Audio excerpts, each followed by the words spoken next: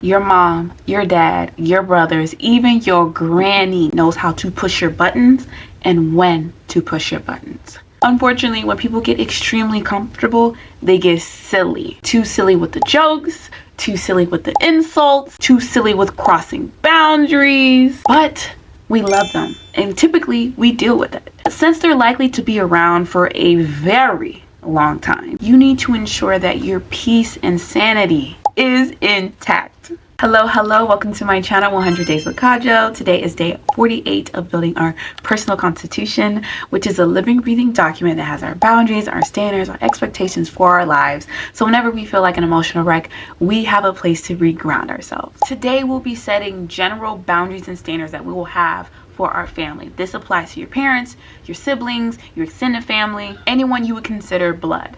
Before we get started, I wanted to preface that boundaries are not rules for other people to follow. They are rules for you to follow. Think of a boundary as an indicator. If someone does X, Y, or Z, it will prompt you to do A, B, C, or D. Alrighty, the first thing I want you guys to do is to define your focus area. Instead of just having a big list of random boundaries and standards scattered everywhere, your focus areas will help you organize everything. I have 10 focus areas for you. General and broad, money and finances, health and well-being, communication, physical space and living arrangements, emotional support and roles, parenting and children, events and social interactions, and lastly, obligation and guilt. After you define your focus area, I want you to write down at least 5 boundaries and standards for each, and I will be giving you 4 examples for each.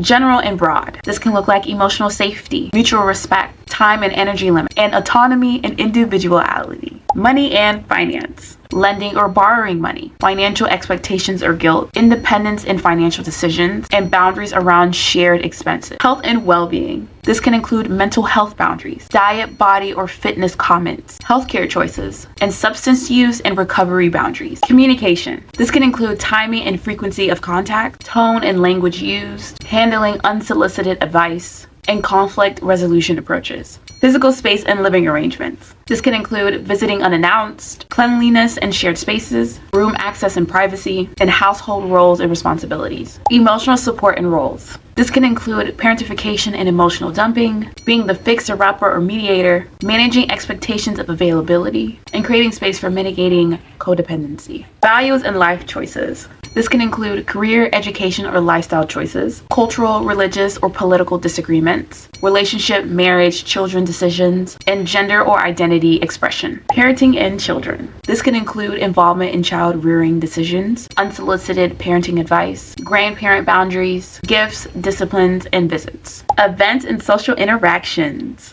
This can include attendance expectations, hosting dynamics, conversation topics, for instance, no politics or religion, or maybe perhaps no gossip, and boundaries during family trips or holidays. And lastly, obligations and guilt. This can include saying no with no explanation, letting go of duty-based actions, not over-functioning for family, and not internalizing family guilt trips. The third thing I want you to do in your personal constitution is to define the consequences of someone overstepping your boundaries or not meeting your standards, as well as how you hold yourself accountable to uphold those standards and boundaries. A consequence can look like decreasing contact with them. You can also decrease the amount of support you give them, financial, emotionally, physically. Sometimes you can name what boundary had been crossed or what standard hadn't been met, so that way they have the opportunity to shift and shift quickly.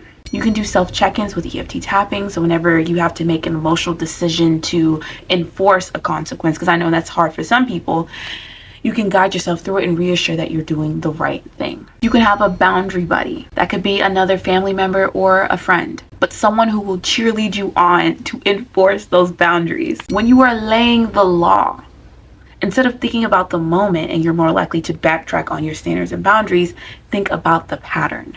It will become clear to you how important it is to enforce your consequences. You can even create a consequence menu. This would include predefined tiers. Tier 1 would be mild. A consequence there would be temporarily stopping calls or text. The consequence could be medium, so you may cancel plans that you guys already had. Or the consequence can be severe, which will look like long-term distance in space. As always, if you guys are having any trouble with writing your own personal constitution, definitely check out my Substack where you can find my personal constitution and use it as a reference to yours. I love you guys. Don't forget to like, comment, subscribe, and I will see you in our next section.